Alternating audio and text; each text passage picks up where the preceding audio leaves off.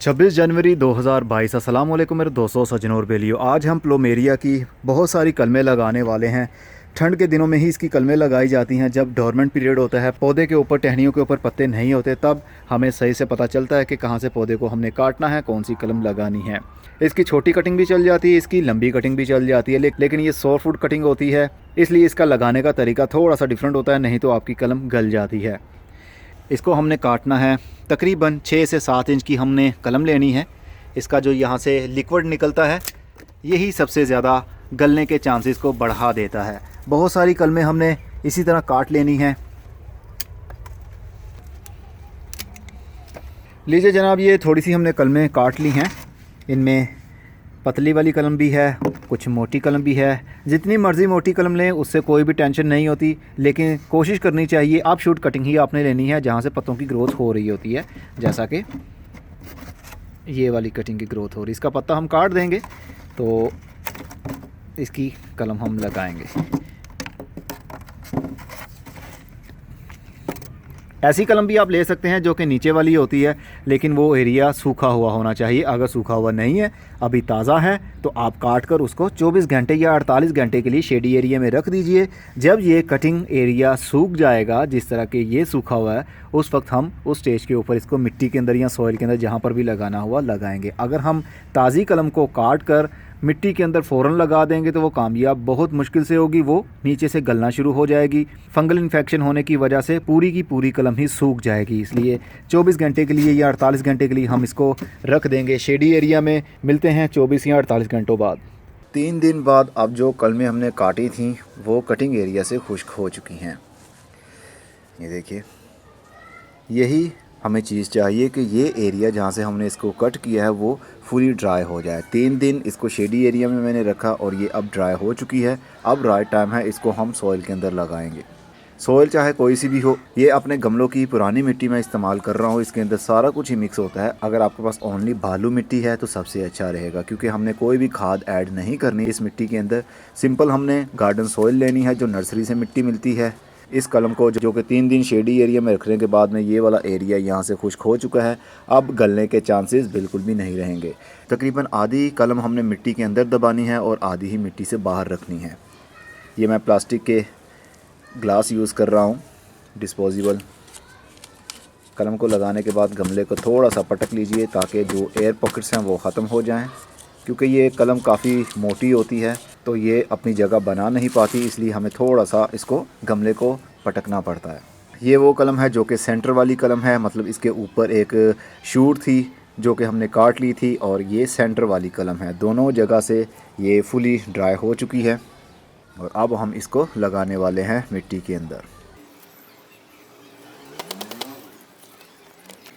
कलमें लगाने के बाद हम मिट्टी में थोड़ा सा पानी देंगे, ज़्यादा पानी नहीं देंगे, क्योंकि मिट्टी पहले से ही हल्का हल्का सा इसके अंदर मॉइस्चर मौजूद था, क्योंकि बारिशें हो रही थी तो मिट्टी गीली है।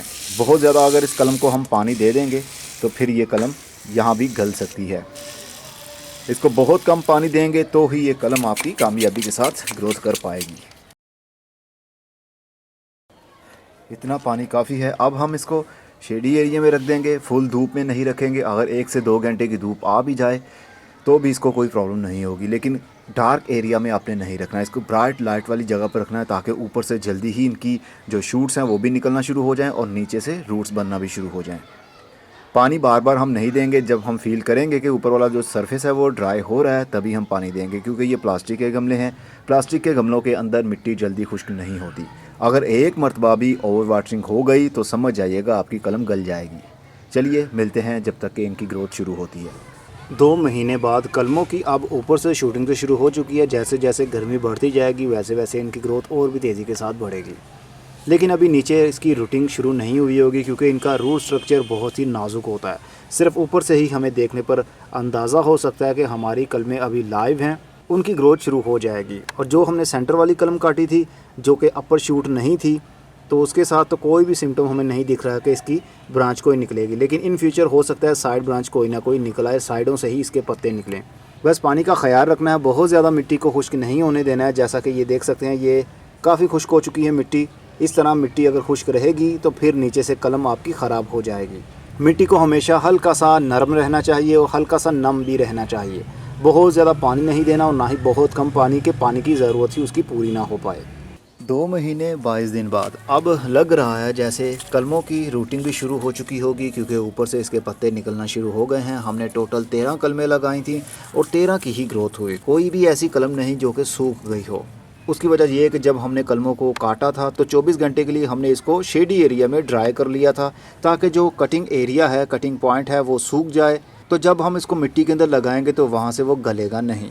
और जो टहनी की सेंटर वाली कटिंग थी वो भी हमने लगाई थी। अब इसके पत्ते भी आप देख सकते हैं, 2 जगह से इसके पत्ते निकल रहे हैं, मतलब इसकी 2 ब्रांचेस बनेंगी।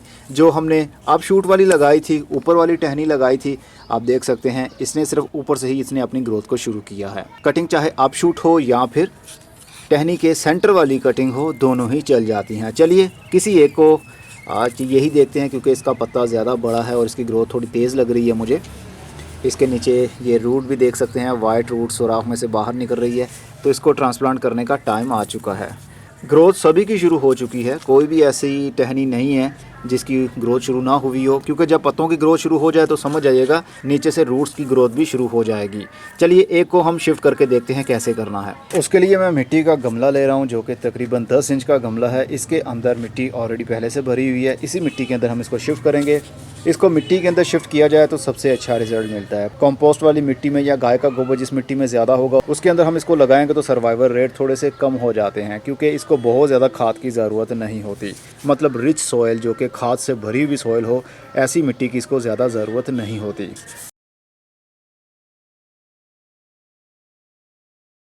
तो ये देखिए जनाब, इसकी रूट्स कितने अच्छे से डेवलप हो चुकी हैं। इसकी रूट्स ज़्यादातर निकलती हैं कट एरिया से ही। जहाँ से हमने कटिंग को काटा था वहाँ पर वाइट एरिया जो बन गया था, उसका जो सर्कल था, सर्कल में से ही जगह जगह से रूट्स निकलती हैं। ग्रीन एरिया से बहुत कम चांस है कि रूट निकले। तो इसकी रूटिंग तो अब अच्छे से शुरू हो चुकी है। अब इसको हम बहुत प्यार से शिफ्ट कर देते हैं गमले के अंदर।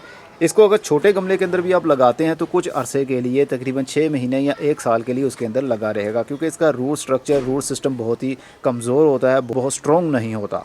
और ना ही इसकी ज़्यादा टैब रूट्स बनती हैं, मतलब मोटी मोटी जड़ें नहीं बनती, इसलिए रूट बाउंडिंग का ख़तरा कम रहता है ऐसे पौधों के लिए।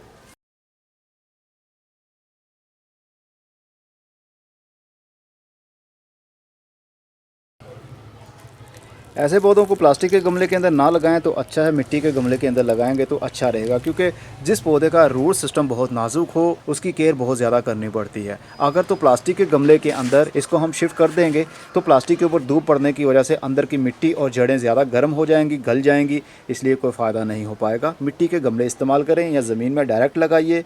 ज़मीन नहीं है तो फिर मिट्टी के गमले को इस्तेमाल कीजिए गुलचीन के पौधे को लगाने के लिए। पानी दे दिया हमने, अब चाहें तो इसको फुल डे की धूप में रख सकते हैं, क्योंकि जितनी ज़्यादा गर्मी होगी, सीधी सीधी धूप इनके पत्तों के ऊपर आएगी, इसकी ग्रोथ उतनी ही तेज़ होगी और फूल भी जल्दी ही लगेंगे।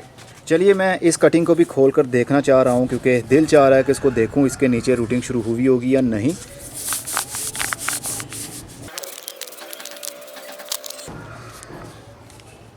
अभी लग नहीं रहा कि इसके अंदर कोई भी रूटिंग इसकी शुरू हुई है। हम इसको एज इट इज़ ऐसे ही लगा देते हैं। कुछ दिनों में इसकी रूटिंग भी शुरू हो जाएगी, क्योंकि ऊपर से पौधे की ग्रोथ बहुत अच्छी चल रही है। इसकी ब्रांच काफ़ी सख्त है, नरमपन इसके अंदर नहीं है, इसका मतलब कि रूटिंग भी शुरू होगी।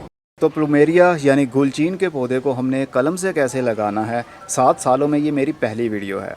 इसी तरह की बहुत सारी वीडियोस अब लाने की मैं सोच रहा हूँ। वक्त के साथ साथ जिन पौधों के ऊपर मैंने वीडियोस नहीं बनाई हैं उनके ऊपर भी वीडियोस बनाता रहूँ। अब मैं चलता हूँ, अपना बहुत सा ख्याल रखिएगा। खुदा हाफिज़।